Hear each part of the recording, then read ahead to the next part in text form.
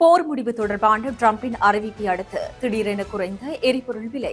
ஒரே நாளில் முற்றுமுழுதாக ஈரானை எங்களால் அழிக்க முடியும், ஆனால் அணுவிடுவாகத்தான் சிதைப்போம். டிரம்ப் அதிரடி தகவல். போரை விரைவில் முடிவுக்கு கொண்டு வருவேன். டிரம்ப் வெளியிட்டுள்ள பகிரங்க எச்சரிக்கை. இலங்கையின் சில பகுதிகளில் திடீரென மின்தடை. வெளியான புதிய அறிவிப்பு. 20 மடங்கு கடுமையான தாக்குதல் உண்டு. டிரம்பின் எச்சரிக்கையால் ஈரானுக்கு காத்திருக்கும் ஆபத்து. பள்ளிவாசலுக்குள் வாளுடன் சென்ற நபர். யாழில் பெரும் பரபரப்பு. மீண்டும் மீண்டும் எரிபொருட்களின் விலை உயர்வு. வணக்கம், இது யூரோப் தமிழின் மதிய நேர பிரதான செய்திகள். செய்திகளுடன் இணைந்திருக்கும் நான் நோமிகா சாந்தகுமார். இதை தொடர்பான விரிவான செய்திகள்.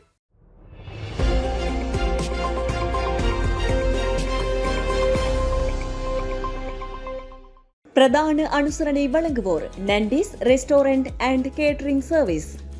ஆசிய சந்தைகளில் இன்று காலை வர்த்தக நடவடிக்கைகளின் தொடக்கத்தின் போது எரிபொருள் விலை சடதியாக குறைவடைந்ததாக செய்திகள் வெளியாகியுள்ளன. இதன்படி பிரெண்ட் ரக கச்சா எண்ணெயின் விலை சுமார் 8.5% குறைவடைந்து பீப்பாய் ஒன்றுக்கு $92 அமெரிக்க பதிவாகியிருந்தது. WTI ரக கச்சா எண்ணெயின் விலையும் சுமார் 9% குறைவடைந்து பீப்பாய் ஒன்றுக்கு $88.6 அமெரிக்க பதிவாகியுள்ளதாக தெரிவிக்கப்படுகிறது. மத்திய கிழக்கில் அதிகரித்து பதற்ற நிலை காரணமாக கடந்த 2022 ஆண்டுக்கு பின்னர் நேற்றைய தினம் முதன்முறையாக உலக சந்தைகளில் கச்சா எண்ணெயின் விலை சடதியாக அதிகரித்திருந்தது. இதன்படி கடந்த வெள்ளிக்கிழமையுடன் ஒப்பிடும்போது நேற்றைய தினம் கச்சா எண்ணெயின் விலை 23% அதிகரிப்பை பதிவு செய்ததோடு பீப்பாய் ஒன்றுக்கு $114 அமெரிக்க அதன் விலை பதிவாகியிருந்தது. இந்த நிலையில் அமெரிக்க ஜனாதிபதி டொனால்டு டிரம்ப் நேற்றைய தினம் தற்போதைய போர் சூழல் காரணமாக விரைவில் முடிவுக்கு வரும் என முக்கிய அறிவிப்பொன்றை விடுத்திருந்தார். இந்த அறிவிப்பை அடுத்து சடதியாக அதிகரித்த எரிபொருள் விலையில் திடீர் மாற்றம் ஏற்பட்டுள்ளதாக ஆசிய சந்தைகளில் விலை குறைவடைந்துள்ளதாகவும் தெரிவிக்கப்படுகிறது. ஈரானில் அமெரிக்கா இன்னும் தகாத சில இலக்குகள் உள்ளதாகவும் அவற்றை ஒரே நாளில் தாக்கி அளிக்க முடியும் என ஜனாதிபதி டொனால்டு டிரம்ப் தெரிவித்துள்ளார். அந்த இலக்குகளை தாக்குவதற்கு முன் என்ன நடக்கின்றது என்பதை காத்திருந்து பார்க்கின்றோம். அவற்றை தாக்குவது மிகவும் எளிது, ஆனால் அவை தாக்கப்பட்டால் ஈரானுக்கு பெரும் சேதம் ஏற்படும் என அவர் குறிப்பிட்டுள்ளார். மேலும் இந்த ராணுவ நடவடிக்கை ஆரம்பத்தில் திட்டமிடப்பட்ட காலத்தை காட்டிலும் வேகமாக முன்னேறி வருகின்றது என டிரம்ப் தெரிவித்தார். ஒரு மாதத்துக்கு பின்னர் இவ்வளவு முன்னேற்றம் கிடைக்கும் என நினைக்கவில்லை என்றும், ஆனால் இப்போது நாங்கள் இத்தகைய நிலைக்கு வந்துள்ளோம் எனவும் அவர் குறிப்பிட்டுள்ளார். அமெரிக்கா மற்றும் இஸ்ரேல் இணைந்து ஈரான் மீது தாக்குதலை தொடங்கி சுமார் 10 நாட்கள் கடந்துள்ள நிலையில் இந்த நடவடிக்கையில் பெரிய முன்னேற்றம் கிடைத்துள்ளதாகவும் இந்த பணி பெரும்பாலும் நிறைவு பெற்றுவிட்டதாகவும் டிரம்ப் குறிப்பிட்டுள்ளார். இதன்படி இதுவரை 5000க்கும் மேற்பட்ட இலக்குகள் தாக்கப்பட்டுள்ளதாகவும் அதில் ட்ரோன்கள் உற்பத்தி நிலையங்கள், ஈரானின் கடற்படை பலம் தொடர்பான இடங்கள் மற்றும் ஏவுகணை திறன்களை உள்ளடக்கிய இடங்களும் தாக்கப்பட்டுள்ளதாக தெரிய வருகிறது.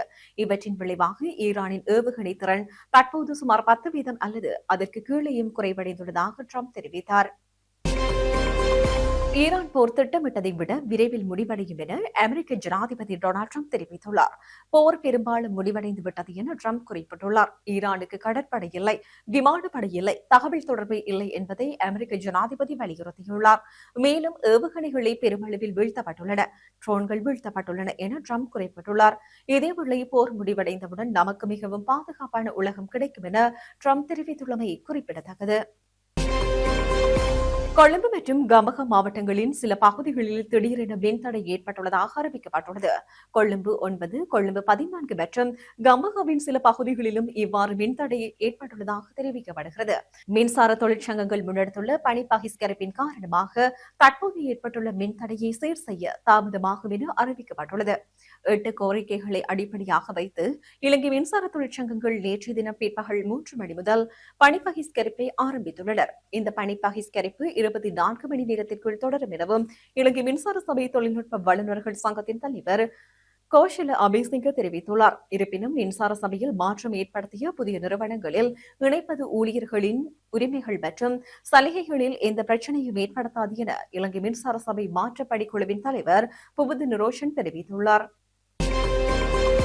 ஹார்முஸ் நீரின் வழியாக செல்லும் எண்ணெய் கப்பலை தடுத்து நிறுத்தினால் இதுவரை தாக்கியதைப் போல 20 மடங்கு கடுமையான தாக்குதலை தொடுப்போம் என ஈரானுக்கு அமெரிக்க ஜனாதிபதி டொனால்டு டிரம்ப் எச்சரிக்கை விடுத்துள்ளார். அமெரிக்காவுடனான போரை அடுத்து தங்கள் நாட்டை ஒட்டியுள்ள ஹார்முஸ் ஜலசந்தியை ஈரான் முடக்கியுள்ளது. இதனால் 2 லட்சம் கோடி ரூபாய் மதிப்பிலான கச்சா எண்ணெய் உள்ளிட்ட சரக்குகளுடன் 1000க்கு மேற்பட்ட கப்பல்கள் வளைகுடா கடல் பகுதியில் சிக்கியுள்ளன.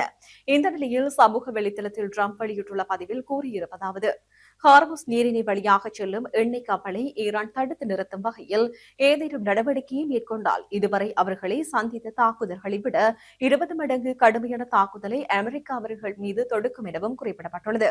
இதன் விளைவாக ஒரு நாடான ஈரானால் மீண்டும் எழுந்து நிற்பது என்பது நடைமுறையில் சாத்தியமற்றதாகிவிடும். மரணம், தீ மற்றும் பாதுகாப்பற்ற பதற்றமான சூழ்நிலை ஆகியவை அவர்கள் மீது ஆதிக்கம் செலுத்தும். அத்தகைய ஒரு நிலை ஏற்படாது என நான் நம்புகிறேன். அதற்காக பிரார்த்திக்கிறேன். இது அமெரிக்காவின் சார்பாக சீனாவுக்கும் ஹார்முஸ் நீரினை தங்கள் பயன்பாட்டிற்கு பெருமளவில் பயன்படுத்தும் மற்ற அனைத்து நாடுகளுக்கும் வழங்கப்படும் ஒரு பரிசாகும். இந்த செயல் பெரிதும் பாராட்டப்படும் என நான் நம்புகின்றேன். இவ்வாறு அமெரிக்க ஜனாதிபதி டொனால்ட் ட்ரம்ப் தெரிவித்துள்ளார். யாழில் உள்ள பள்ளிவாசல் ஒன்றில் நேற்று தினம் இரவு தொழுகை இடம்பெறும் போது வால்முனையில் ஒருவரை துரத்திச் சென்றதால் பரபரப்பு ஏற்பட்டது. இதுகுறித்து மேலும் தெரிய வருகையில், ஓட்டமடம் சந்தியில் இருந்து வட்டுக்கோட்டை செல்கின்ற வழியில் உள்ள பள்ளிவாசல் ஒன்றில் நேற்று தினம் தொழுகை இடம்பெற்றுள்ளது. இதன்போது நபரொருவர் கையில் வானோடு இன்னொருவரை இளைஞரை துரத்திச் சென்ற வேளை குறித்த இளைஞன் பள்ளிவாசலுக்குள் புகுந்து அங்குள்ள மதிலால் ஏறி தப்பிச் சென்றுள்ளார். இதன்போது வானுடன் வந்த சந்தேக நபர் பள்ளிவாசலில் இருந்த இளைஞர்களால் மடக்கி பிடிக்கப்பட்டதுடன் வால் பறிமுதல் செய்யப்பட்டது. எனினும் வாளோடு வந்த சந்தேக நபர் தப்பிச் சென்றுள்ளார். இது தொடர்பில் யாழ் போலீசாருக்கு தகவல் வழங்கப்பட்ட நிலையில் சம்பவ இடத்திற்கு வருகை தந்த போலீசார் மேலதிக விசாரணைகளை மேற்கொண்டனர். இலங்கையில் எரிபொருட்களின் விலைகள் உடனுக்குடன் நடைமுறைக்கு வரும் வகையில் அதிகரிக்கப்பட்டுள்ளதாக அறிவிக்கப்பட்டுள்ளது. பெட்ரோல், டீசல் மற்றும் எண்ணெய் விலைகள் இவ்வாறு உயர்த்தப்படுவதாக அறிவிக்கப்பட்டுள்ளது.